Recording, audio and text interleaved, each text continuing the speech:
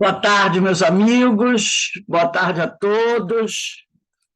Nós estamos aqui na Sociedade de Estudos do Espírito Francisco de Assis, hoje é 17 de julho de 2023, e nesse horário nós estamos essa obra, Devassando o Invisível, de Ivone do Amaral Pereira.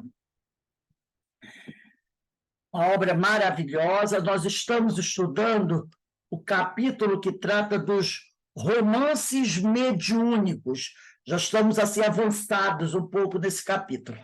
Mas vamos agradecer a Deus, agradecer a Jesus a oportunidade que Ele nos concede de estarmos todos aqui prontos para estudarmos, para aprendermos um pouco mais. Que o Senhor esteja sempre a nos fortalecer a cada dia, graças a Deus. Então, vamos começar aqui no parágrafo, né?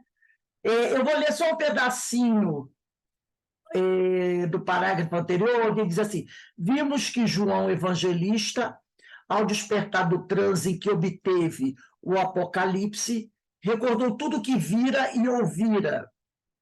Os profetas antigos, do mesmo modo, se recordaram das visões tidas durante os chamados transes oníricos. Né? Oníricos é mediunidade pelo sonho, revelações por meio do sonho. Né? A Bíblia está repleta de informações a respeito. E os desdobramentos em corpo astral. Então, ele lembrava de tudo. Podia não compreender muito bem o que ele estava vendo, né? Devido à dificuldade dele analisar as cenas, que ele via muitas cenas de futuro, mas ele, como a Ivone diz aqui, né, ele lembrava de tudo, o que vira e ouvira. Agora nós vamos para o capítulo de hoje. Começa assim: do que particularmente nos diz respeito, lembraremos que o livro A Tragédia de Santa Maria, que é uma obra de Ivone do Amaral Pereira, né, A Tragédia de Santa Maria, por nós escrito sob a direção da entidade espiritual Adolfo Bezerra de Menezes. Então, foi Ivone com o Dr. Bezerra, né, que escreveram, quer dizer, na realidade, ela psicografou. Trabalho em que tivemos a maior facilidade de recepção dentre os que nos tem cabido transmitir. Ofereceu-nos todas as modalidades possíveis em um ditado mediúnico: visão antes e no momento da recepção. Então, ela viu as cenas anteriormente, antes da psicografia, e novamente ela viu durante a psicografia. Audição, psicografia isolada, desacompanhada de visão e de audição. Também teve esse fenômeno. Ela psicografando agora sem audição e sem visão. Psicografia acompanhada dos outros fenômenos e intuição acompanhada de visão. Quer dizer, doutor Bezerra proporcionou a ela um leque de possibilidades. Que beleza, né? Um leque nessa produção de fenômenos. Então, ela exercitou de todos os tipos, esse fenômeno, onde ela trouxe para nós essa obra, né?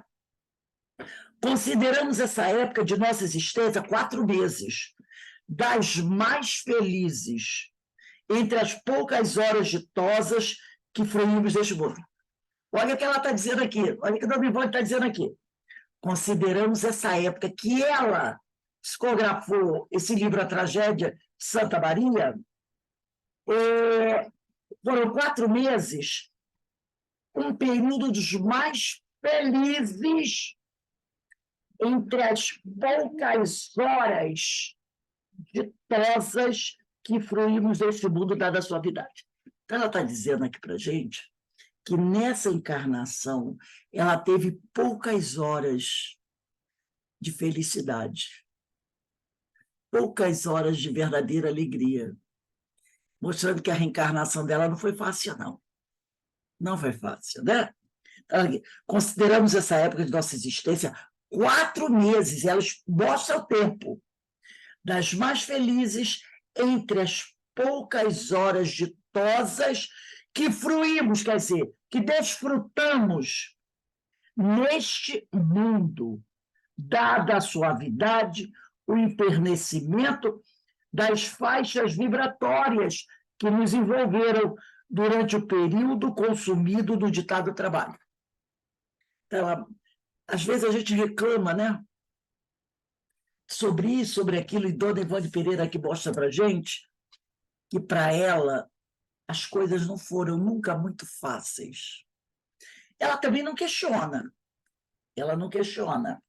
mas ela mostra para a gente que as coisas não foram muito fáceis durante essa encarnação para ela, né? Que divisões outras, então, obtivemos da vida espiritual? Que de surpresas cativantes! E como convivemos com os seres invisíveis, mostrados à nossa respeitosa contemplação naquelas noites magníficas, quando, abstraídos da vida terrena, aliviado o nosso coração de sofrimentos, porque naquele momento que ela estava ali fazendo esse trabalho, eram alguns momentos que ela não pensava tanto nas suas dificuldades, entendeu? Das problemáticas da vida dela. Então, e ela tinha uma vida muito difícil. Então, aquele momento que ela podia se dedicar à psicografia era o momento onde o coração dela se sentia aliviado de sofrimentos e humilhações oriundas da vida social terrena, da vida social terrena. Então, a vida dela não era fácil, mas aquele momento que ela estava ali, dedicada àquela psicografia, era o momento que ela se desligava do dia a dia, das dificuldades que ela atravessava do dia a dia. A assistência de Bezerra de Menezes se tornara positiva e integral, para que seu feito romântico se realizasse sem que nenhum esgotamento físico, nenhuma fadiga mental nos abatesse a saúde. Então, o doutor Bezerra, durante o tempo que ela estava psicografando, ele dava aquele amparo para que ela não ficasse debilitada, para que ela não ficasse cansada, para que ela pudesse realmente estar pronta para o trabalho, né? Esse venerável espírito é seguido, por assim dizer, por grande número de entidades ainda vacilantes, porém submissas, cuja readaptação ao estado espiritual é operada sob sua desvelada direção. São aqueles espíritos que estão se esforçando por melhorar, como ela, né? Então, eles são seguidos. Ela diz que esse venerável espírito é seguido, por assim dizer, por grande número de entidades ainda vacilantes, porém submissas, entidades que já compreenderam que precisam melhorar, que já compreenderam que precisam fazer diferente. Então, eles seguem ali o doutor Bezerra de forma submissa. E aí eles, cuja readaptação ao estado espiritual é operada sob sua desvelada direção. Então, o doutor Bezerra está ali, né, ajudando aqueles espíritos que, por escolhas, nós vimos isso aí do Livro dos Espíritos, né? Que muitos com grande inteligência. Olha o caso de Ivone. Ivone tinha grande inteligência. Se enredaram num cipoal de espinhos e se perderam. E agora, né, depois de tanta dor e sofrimento, chegaram à conclusão que precisam fazer diferente, precisam mudar. Então, encontraram o doutor Bezerra de Menezes, aquele guia, aquele orientador, e seguem submissos o doutor Bezerra, que cuida, né? Né? Ele cuida da readaptação ao estado espiritual desses espíritos. É aquele mentor, né? Aquele espírito que está ali ajudando esses irmãos doentes. Víamos e falávamos a várias delas enquanto trabalhávamos naquela obra. Então, enquanto ela está trabalhando naquela obra, ela tem a oportunidade de conversar com essas almas que estão sob os cuidados do doutor Bezerra. Ela, com certeza, é uma delas. Entremente, as visões do drama que então nos foram fornecidas decorriam em ambiência branca, lucilante, mesclada de tons dourados, como se raios de sol puríssimos iluminassem a transparência branca, efeito ao que julgamos inédito sobre a Terra. A nós outros, impossível de descrever. E como se todas as cenas e panoramas fossem desenhos delicadíssimos a se movimentarem em cenários celestes. No entanto, em uma história triste que integra o volume Nas Telas do Infinito, um dos livros que nós vamos estudar também, o drama se desenrolou em suave ambiente azul, levemente esbatido de nuances brancas lucilantes, quase neblinas tenuíssimas, enquanto que em Leonel e os Judeus, obra ainda inédita, eu quero ver até se eu acho essa obra, porque algumas obras de... ela bota Leonel e os Judeus, obra ainda inédita, mas quando publicada, ela veio publicada com o título de Dramas da Obsessão. Dramas da Obsessão, que foi lançado em 1964. Então, aqui, como esse livro foi escrito, né, na década, acredito que lá na década de 50, por aí, ela ainda não tinha... O livro foi publicado em 63, mas ela ainda... E o Drama de Obsessão em 64. Ela devia estar, né, recebendo as primeiras notícias, né, as primeiras páginas desse livro. Porque não era assim, psicografar e imediatamente publicar, não. Naquela época ia para a federação avaliava a obra, levava tempo. Você vê que o Dramas da Obsessão foi publicado em 64. Né? E esse livro aqui, o prefácio dele é de 63. Então levava tempo. Então ela acreditava que o título seria Leonel e os Judeus, né? Mas, na realidade, depois o título mudou, virou Drama da Obsessão. Né?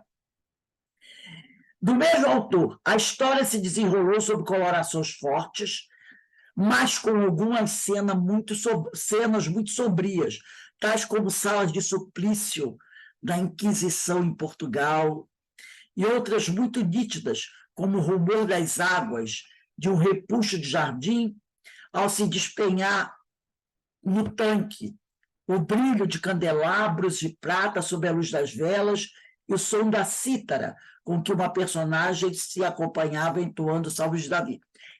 Eu particularmente acho essas obras que tratam da Inquisição tão difíceis. Eu acho tão doloridas, sabe? Eu tenho muita dificuldade, porque eu acho muito dolorida, assim. Aquilo tudo, né? Você reler aquilo tudo, falar sobre aquilo tudo. São momentos assim, muito difíceis. Não obstante, nem sempre o médium consegue transcrever na íntegra o que avista no espaço, concedido por seus mestres e instrutores. É para a gente entender, né? Como você consegue... Porque quando ela escreveu esse livro aqui, ela deixou claro o seguinte, que ela não ia falar do que acontece com os outros médiuns durante esse processo da produção dos fenômenos. Isso é a psicografia. Ela disse que ia trazer para nós o que acontece com ela Então, como ela recebe essas mensagens, como ela produz os fenômenos, né? Então, quando ela diz aqui que nem sempre o médium consegue transcrever na íntegra o que a vista nos passa, a gente entende. Porque às vezes são coisas que você vê no espaço que você não tem como. Como é que eu vou escrever isso? Que palavras! Como a gente viu o parágrafo anterior, como eu vou descrever certas coisas que eu mesmo não compreendo, que eu não tenho palavras para descrever. Então, dificilmente ele vai conseguir passar tudo que ele viu. Até porque é muita coisa, né? Todos os detalhes, o livro leva há quanto tempo? Quantas páginas? Então, ela diz aqui, nem sempre o médium consegue transcrever na íntegra o que é a vista do espaço, concedido por seus mestres instrutores. Parece mesmo que cenas belíssimas, admiráveis pela perfeição, deixam de ser psicografadas no decurso da obra, porque assim o determinaria o próprio autor, visto que a escrita não reproduziria fielmente o encantamento que a visão espiritual alcançou. Poderia haver uma deturpação. Lembra quando nós lemos na aula passada que Leon Denis mesmo, ele diz aqui, ó, ela diz aqui, outros como Leon Denis preferirão não ditar obras mediúnicas a vê-las desfiguradas no seu estilo pessoal. Então, às vezes, o próprio espírito que está ditando e que permitiu ao médium ver essas cenas, para ele, ó, não vai não escreve sobre isso não. Primeiro porque você não vai conseguir, né, ser fiel ao que você está vendo. E depois você pode acabar escrevendo uma coisa que não é e trazer uma outra interpretação, né? Aí ela diz aqui, porque assim o determinaria o próprio autor, visto que a escrita, psicografia, não reproduziria fielmente o encantamento que a visão espiritual alcançou. Então, não reproduziria fielmente o encantamento. Nas voragens do pecado, por exemplo, a entidade Charles Espírito, que sabemos ser o de um completo artista e que Noah havia mostrado magistralmente durante o arrebatamento do nosso espírito, por ele mesmo provocado, deixou de escrever uma cena das mais belas que nos fora dada a apreciada ocasião precisa. Ele mostra a cena para ela, mas na hora de ditar, ele não ditou a cena para ela escrever. E ela aqui, ela vai contar o que ela viu. O que ela viu. Porque depois, na hora de escrever, ele não ditou. A personagem Otília de Louvignon, deve ser Louvigny, né? Louvigny, ao ter conhecimento do massacre da família de La Chapelle, durante a chamada Matança de São Bartolomeu, quer dizer, a noite de São Bartolomeu, né, que os Médicis patrocinaram, se eu não me engano, no qual sucumbira seu noivo Carlos Felipe, tem acessos de loucura verdadeiramente patéticos, emocionantes.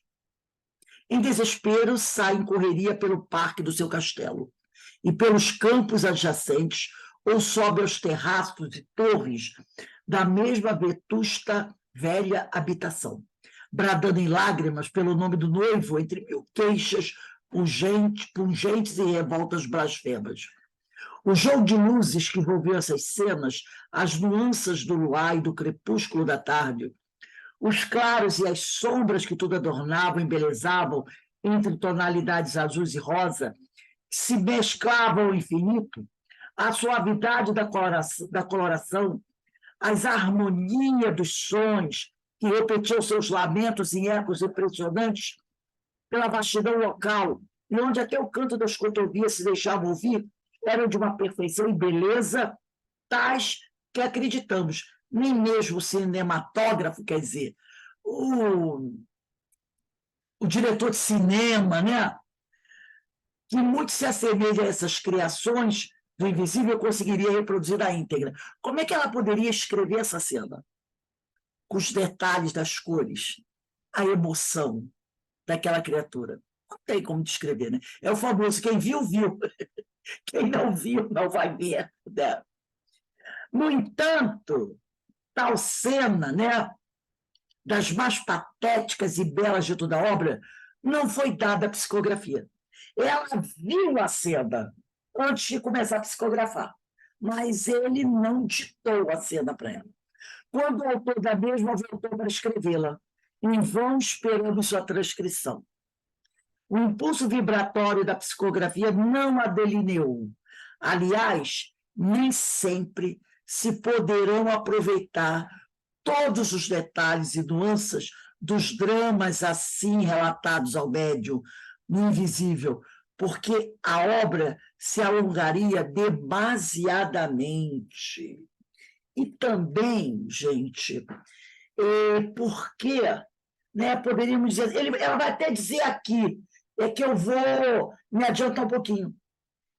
Nós estaríamos, se ficássemos alongando demais a obra, contando esses detalhes, essas nuances, nós estaríamos dando mais importância aos detalhes e o fator instrutivo se perderia. Apesar da cena ser belíssima, é isso que ela vai falar agora. Nós não podemos dar mais importância aos detalhes do que ao fator instrutivo. E ela vai dizer aqui, ó, é fácil. Ela diz aqui, o que seria contraproducente, né? É fácil, porém, compreender que a dita cena, destituída de qualquer valor moral ou doutrinário, olha aí, embora artisticamente perfeita, fora suprimida para que a parte doutrinária não ficasse sacrificada pela extensão da obra. Porque se ele faz uma obra contando todos os detalhes, todas as cenas maravilhosas, né, nos mínimos detalhes, que tamanho ficaria essa obra?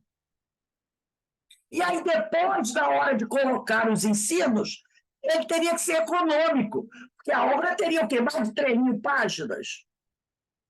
Não é? Seria contraproducente. Então, se tem que sacrificar alguma coisa, sacrifica isso. Porque o mais importante é o quê? É o ensino doutrinário. É o ensino doutrinário. Né? Então, seria contraproducente, porque ficaria uma obra grande demais, né?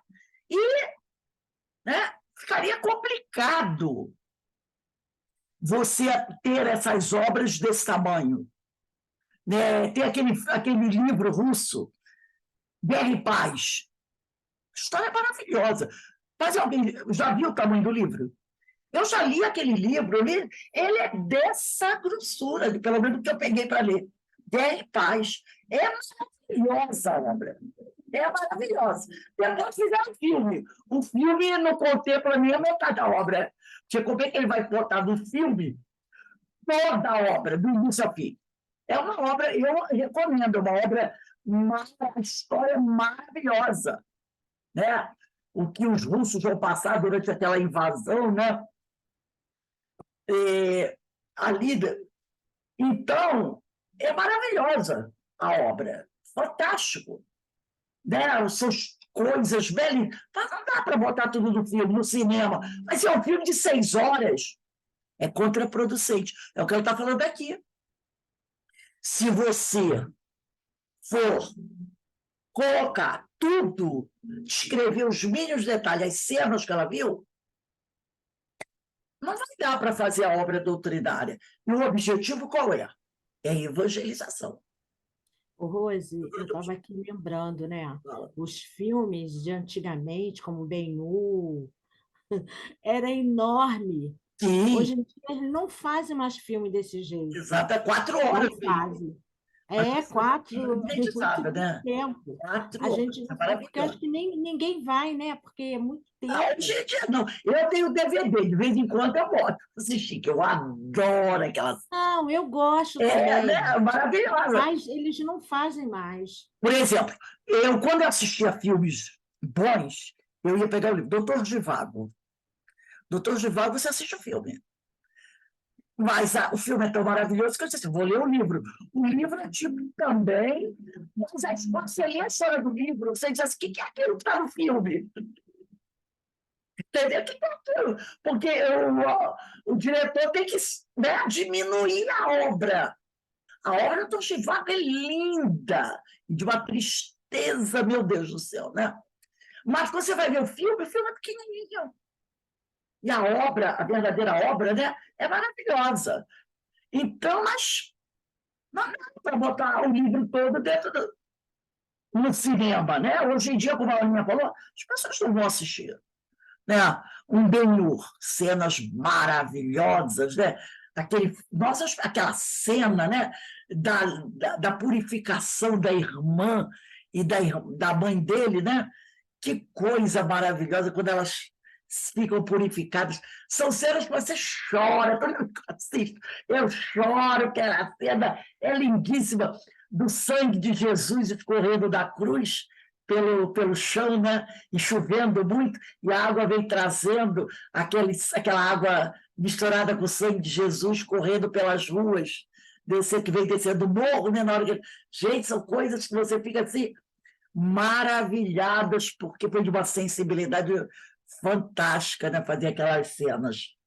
Mas realmente é o que ela diz aqui. É fácil, porém, compreender que a dita cena que ela descreveu, destituída de qualquer valor moral ou doutrinário, embora artisticamente perfeita, fora suprimida, para que a parte doutrinária não ficasse sacrificada pela extensão da obra, pois sabemos que o móvel, quer dizer, o objetivo, esse móvel aqui, quer dizer, o objetivo dos romances espíritas é a propaganda da doutrina, por meio suave e convidativo, tributando os instrutores espirituais grande apreço a essas obras, por julgá-las imensamente úteis em virtude dos exemplos vivos oferecidos aos leitores. Mas quando ela fala aqui, olha só, os instrutores espirituais têm grande apreço a essas obras. E a gente tem muito romance espírita aí, e Jesus, me desculpe, mas quando ela fala de obras, ela está falando dessas obras que doutor Bezerra ditou, que Charles ditou, que Camilo Castelo Branco ditou, que Emmanuel ditou, Ave Cristo, há 2000 anos. Paulo e Estevão, que dizem que depois da doutrina é a melhor que existe, que deve ser lida por todos nós, pelo menos de 2 em 2 anos. Né? Ave Cristo é belíssimo. Tem até um, um estudioso espírita no YouTube, você pode procurar. Ele deu o curso sobre as obras de Emmanuel. Eu comecei a fazer, mas depois eu não tive tempo, não continuei. Quem quiser, eu não me lembro o nome dele, mas só botar no YouTube assim, estudo as obras de Emmanuel. Ele dá um curso sobre as obras de Emmanuel. Depois, se eu achar, eu mando para vocês. Eu cheguei a fazer os... Então, ele vai estudar todas as obras de Emmanuel, sabe? Muito interessante. Ele faz um apanhado, porque as obras de Emmanuel são maravilhosas, gente. São maravilhosas. Aí ela está falando de obras, entendeu? Obras. É, os romances ditados por Victor Hugo, através de Valdo Pereira Franco, através de Zilda Gama, que foi Zilda Gama que começou a psicografar Victor Hugo, que é Victor Hugo, né? Depois que ela morreu, passado alguns anos, aí Divaldo começou a psicografar. Tem outras também, daqueles médios antigos, bem antigos, né? Que eles psicografavam obras do tempo de Jesus, muito bom, porque muita gente não dá muita atenção a essas obras, mas são aqueles médios dos anos 40, dos anos 50, tem umas maravilhosas, bem da época do Cristo, da igreja cristã primitiva. Eu vou fazer um apanhado desses médios, vocês até podem encontrar no sebo esses livros. São livros lindíssimos, lindíssimos, lindíssimos, falando do tempo de Jesus, da igreja cristã primitiva, esses romances bem antigos, sabe? Como os de Zilda Gama, depois de Valdo. Então, essas obras, é o que ela está dizendo, não é esses romances que tem por aí, a filha do vizinho, a namorada do rei que casou e morreu não sei com quem, sabe? Não é essas coisas, não. Mas ela diz que, ó, os instrutores espirituais têm grande apreço a essas obras, por julgá-las imensamente úteis, em virtude dos exemplos vivos oferecidos aos leitores.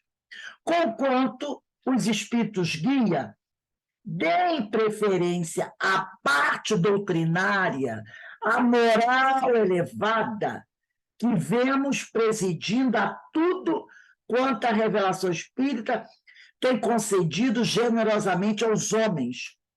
Também observamos que jamais eles se descuram, quer dizer, se descuidam de embelezá-las com os traços vigorosos de uma arte pura, elevada e, por assim dizer, celeste. Então, eles contam, eles trazem, né, esses romances, essas obras, eles dão preferência para que a obra tenha a sua parte doutrinária, tá? A parte doutrinária é muito importante na obra. Então, aqui, ó, os guias têm preferência à parte doutrinária, à moral elevada, que vemos presidido a tudo, quanto a revelação espírita tem concedido generosamente aos homens. Mas eles também não descuidam da beleza, né? Ao descrever uma cena, como aquela cena que nós lemos do Paulo Estevão, Saulo encontrando Jesus na estrada de Damasco, né? Eles também embelezam a obra com essas cenas lindíssimas que nós vamos encontrar em grandes obras. Eles, né, trazem a parte doutrinária, mas não descuidam de trazer a beleza das cenas, né? Jamais, porém, diz Ivone aqui, presenciamos tantas e tão grandiosas expressões de arte e beleza superiores a tudo, quanto nossa mente fosse capaz de conceber, como no ano de 1931, ao nos ser revelada, né, durante um longo desdobramento, a história de Amor e Ódio, já publicada pela FEB, é de 1931, gente, o Amor e Ódio.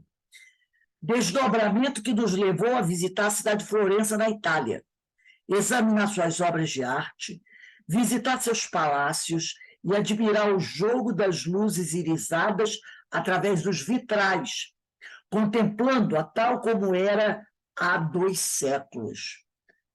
E assim, nesse exame, que muito naturalmente era realizado, distinguíamos até mesmo os brocados e cortinados dos grandes leitos senhoriais, as pinturas decorativas das paredes, o brilho do verniz dos móveis, os raios de sol coado através dos vitrais multicoloridos, tocando tudo de uma forte sugestão. Gente, é uma coisa belíssima, né? Já pensou você ter a oportunidade de viajar no tempo e ver todos esses detalhes ali na sua frente?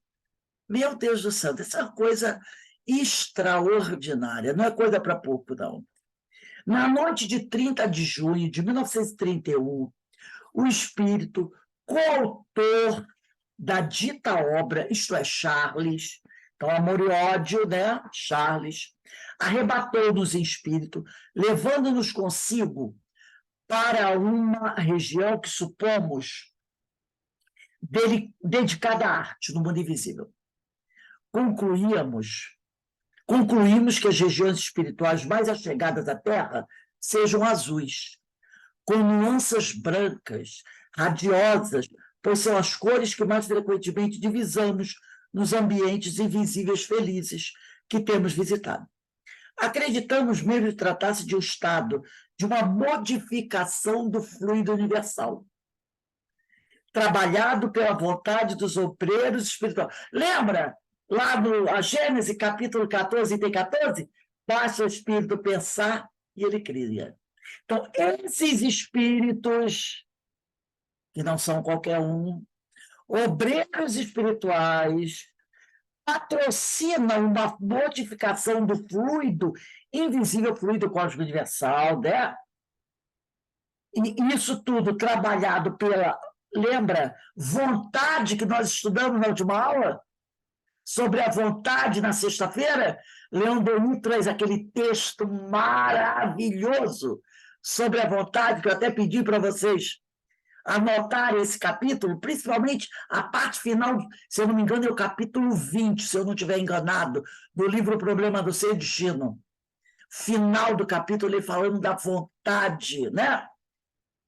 Então, ele aqui, que acreditamos mesmo tratar-se de um estado, de uma modificação do fluido invisível, trabalhado pela vontade dos obreiros espirituais, em que a própria terra dele se encontre mergulhada. Eu vou até colocar aqui o que eu falei antes, só para poder depois, se eu quiser.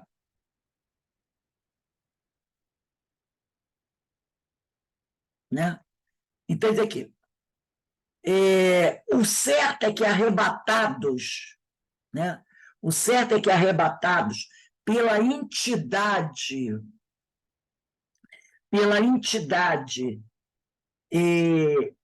protetora, bem cedo nos reconhecemos pairando em local florido, espécie de parque ou jardim, artisticamente delineado, verdadeiro cenário celeste, no qual nenhum traço de beleza faltava, percebendo-se até mesmo a melodia de pássaros e 1000 cativantes perfumes de flores. Todo o conjunto se esbatia de um como luar azul, matizado, lembrando os coloridos de Rembrandt. Aí ela coloca aqui, ela citou Rembrandt, ela vai falar, né? Rembrandt tem um nome aqui, Harmens van Rijn, ilustre pintor da escola holandesa, nasceu em Leiden em 1606 e morreu em Amsterdã em 1669. Esse inconfundível artista brilha pelo vigor e riqueza do pincel, pela ciência do claro e escuro, cuja multiplicidade de recursos foi o primeiro a mostrar pela vida das carnações, vigor das sombras e brilho da luz. Deixou 350 pinturas e outras tantas águas fortes. É célebre o seu autorretrato, né? Realmente, Rembrandt é uma coisa maravilhosa, né? Então, ela diz aqui, isto é, partindo de tons mais fortes, como sombreados para descrescerem de coloração gradativamente, até o branco cintilante, por essas nuances, acredito que tão luminosas como neblinas que se iluminassem por lampadários inteligentes e caprichosos, né? Caprichosos. Nessa encantadora estância encontravam-se Victor Hugo e Frederic Chopin. Gente, que coisa, né? Olha só quem está lá. E ela bota aqui, nota da médium, tem uma notinha. É possível que o nosso espírito, ela está falando dela, não atingisse realmente a dita região, e sim tudo contemplasse por quadros à distância. Porque ela diz assim, nessa encantadora estância, como se ela estivesse ali presente, naquele local. Mas aí ela botou uma observação aqui, que é possível que ela não fosse levada até lá, tá? Que ela não atingisse determinada, porque ela começou esse parágrafo dizendo assim, na noite de 30 de junho de 1931, o espírito coautor da dita obra, isto é, Charles, arrebatou-nos em espírito, levando-nos consigo para uma região que supomos dedicada à arte no mundo invisível. Agora, ela faz uma retificação. O que ela realmente acredita que aconteceu. Ela diz, é possível que nosso espírito não atingisse realmente a dita região, e sim tudo contemplasse por quadros à distância. Tão sugestivos e intensos esses quadros, espécie da nossa televisão muito aperfeiçoada, que o médium mantém a impressão de que realmente está presente em tudo o que vê. Ela faz essa observação, porque ela diz, ele me levou, mas depois ela fala, eu acho que não foi bem assim, eu acho que não foi bem assim. Aí ela continua aqui, vendo-os, Victor Hugo e Rembrandt e Chopin, nenhuma surpresa nos assaltou, pois não temos memória de quaisquer surpresas que nos assaltassem durante tais escapadas espirituais, porque ela estava sempre muito bem acompanhada. Ela estava sempre muito bem acompanhada. Presente estava igualmente a entidade Gaston, que figura na obra como a sua personagem central. Acreditamos que nos ambientes esclarecidos do espaço, quando um dos seus habitantes ou componentes se prepara para a reencarnação, os que ficam lhe oferecem festividades de despedida, homenagens que dão em resultado essas solenidades espirituais, nas quais o belo atinge proporções inconcebíveis à mente humana, por mais artisticamente dotada que seja, visto que o belo do invisível é apanágio do virtuoso, do moralizado, do coração humanitário e fraterno, já identificado com as vibrações inerentes ao verdadeiro bem.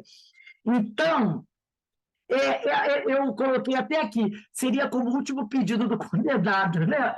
Então, o sujeito está para reencarnar, e aí ele tem... Olha o que ela diz aqui, acreditamos que nos ambientes esclarecidos do espaço, quando um dos seus habitantes ou componentes se prepara para a reencarnação, os que ficam lhes oferecem festividades de despedidas, homenagens que dão em resultado essas solenidades espirituais.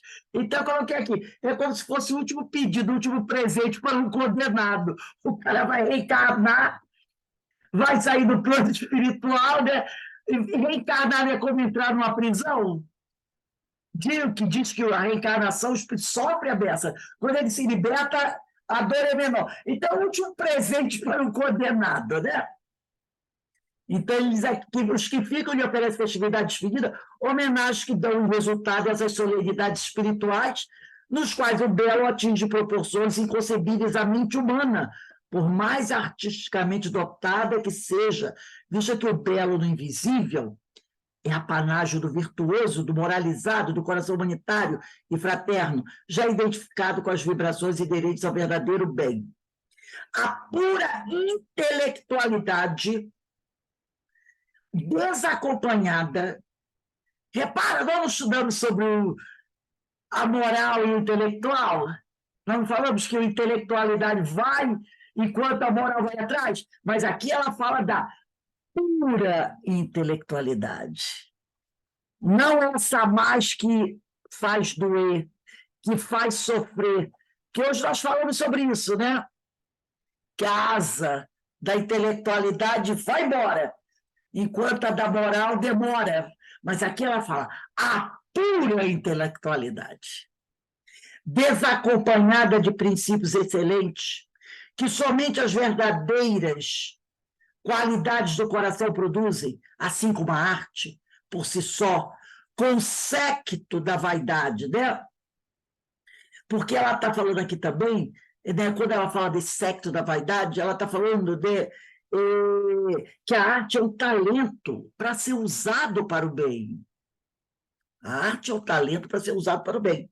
Então, a arte, por si só, com o séquito da vaidade, do orgulho, da falta de boa moral, não permitem a ascensão do seu cultor aos planos retilantes do belo. Quer dizer, artistas de todos os tipos, né, que usam a sua arte de modo imoral, sofrem do além-túmulo. Eles sofrem no além-túmulo. Porque a arte é um talento para ser usado para o bem e não para o mal. Então, ela disse aqui, a pura intelectualidade, né? A pura, desacompanhada da moral, foi o que nós estudamos hoje, não foi? Nós estudamos sobre isso. A intelectualidade desacompanhada da moral. Termina em quê? Nas tal das bombas, né, de fragmentação. Foi aquilo que nós falamos hoje.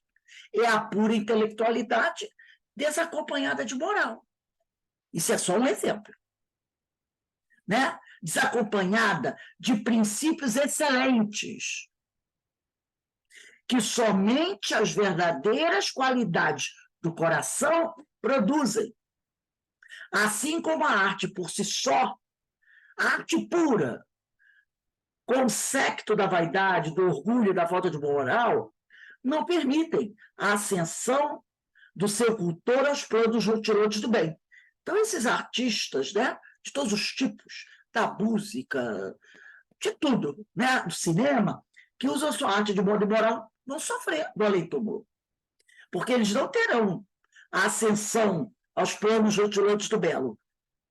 O que vale asseverar que nenhuma conquista feliz no além-túmulo será possível sem a renovação do espírito, ou seja, sem a sua reeducação moral.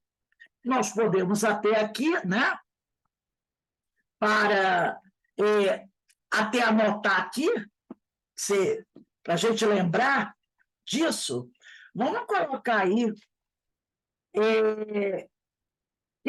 livro dos Espíritos, questões, quando ele fala aqui, da 361 a 366, 361 a 366, né? Esse trecho aqui, podemos citar Livro dos Espíritos, 361 a 366, que vai falar sobre o progresso moral e o progresso intelectual. Está bem de acordo com esse parágrafo aqui. E aí, vamos ler mais um parágrafo só. Percebemos que Victor Hugo presidiria a tarefa de Gaston, auxiliando nas narrativas com o poder do próprio gênio, pois teria sido amigo e protetor deste, quando encarnados ambos em Paris, tendo livrado mesmo da guilhotina, coadjuvado nos esforços para patentear a inculpabilidade do mesmo pelo professor Denis Rivail, Allan Kardec, de quem o jovem teria sido discípulo. Lembra que nós, uma vez estudando, nós pegamos um texto desse livro, Amor e Ódio, onde havia uma grande festa, onde estaria Victor Hugo, né? Onde estaria Chopin, era um jantar de uma grande dama da sociedade com o filho, e o jantar é oferecido ao professor Denis Rivail, que ainda não era Allan Kardec. E o professor Rivail tinha sido professor desse Gaston.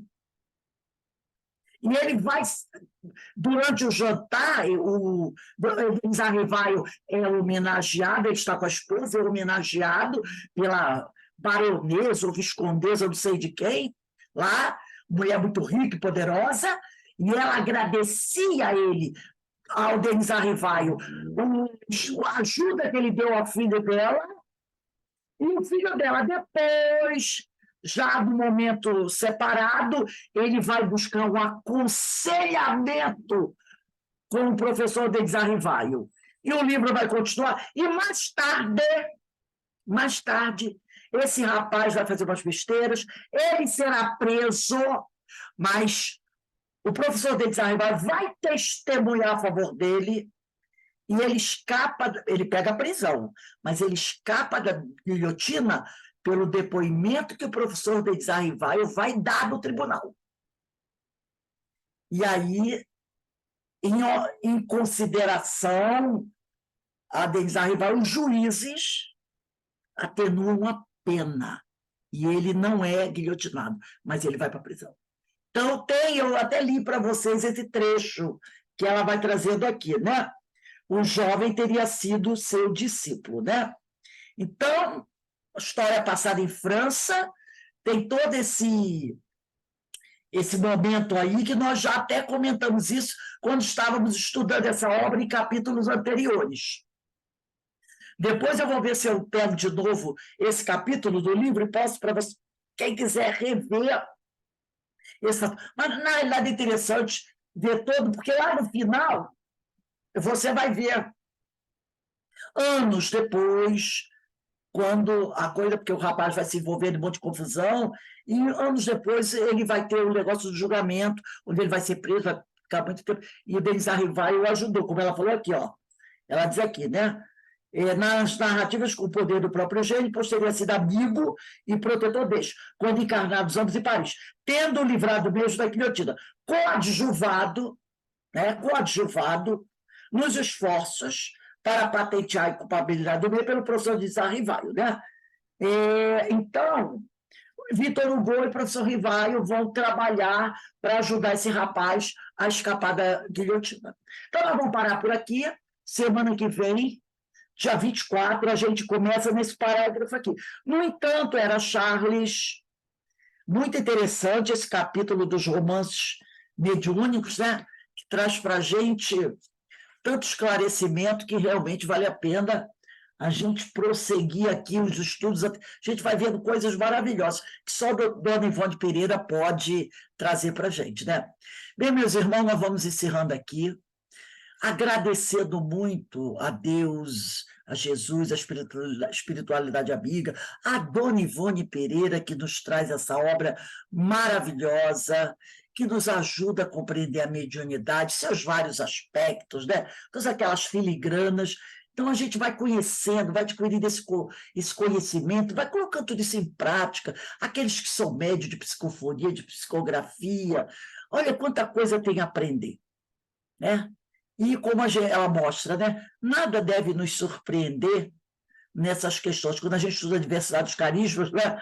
Ali a Regina, com aquela capacidade toda que Hermínio tão belamente traz para a gente, realmente é para a gente agradecer. Só temos a agradecer a Deus a oportunidade que essa doutrina abençoada nos concede.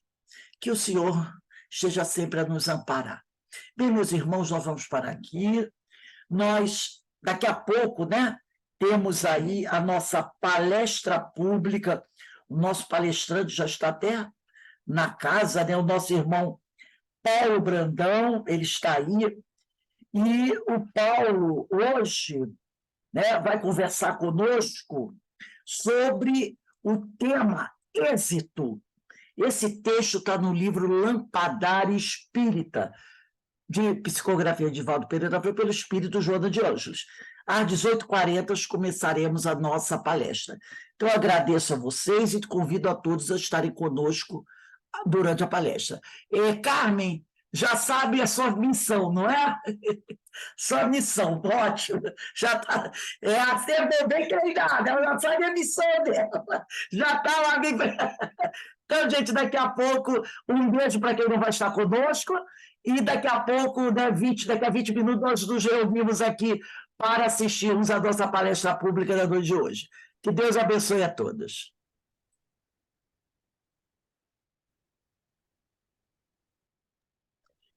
Obrigado. Boa noite para todos, meus amigos. Fiquem com Deus, que o Senhor nos abençoe. Boa noite.